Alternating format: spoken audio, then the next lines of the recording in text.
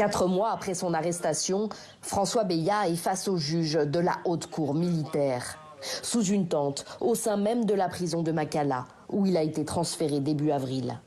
Lors de cette première journée de procès, ses avocats et ceux de ses 5 co-accusés ont pris connaissance des charges retenues contre chacun de leurs clients.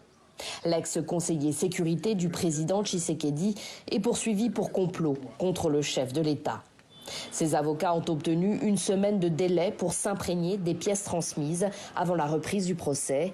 Ils sont sereins comme, disent-ils, leurs clients.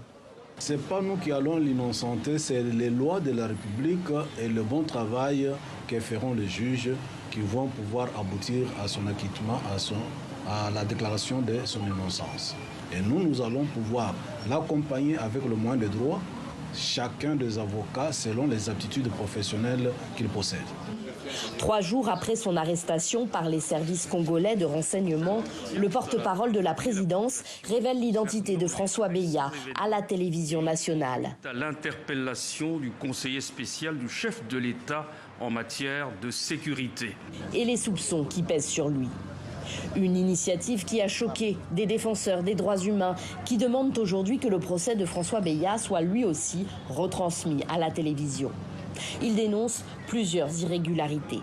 Malheureusement, il n'est pas devant son juge naturel, il est devant une juridiction militaire. On parle d'une connivence avec le militaire. Bon, quand cela ne tienne, mais ce que le collectif demande, c'est que le procès soit équitable. Nous voulons que ce soit un procès de justice et non nous ramener à un procès politique tel que les choses se font aujourd'hui, se dessinent aujourd'hui.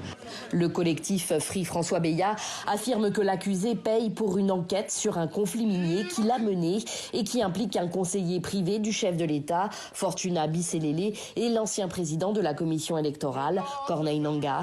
La prochaine audience est prévue pour le 10 juin.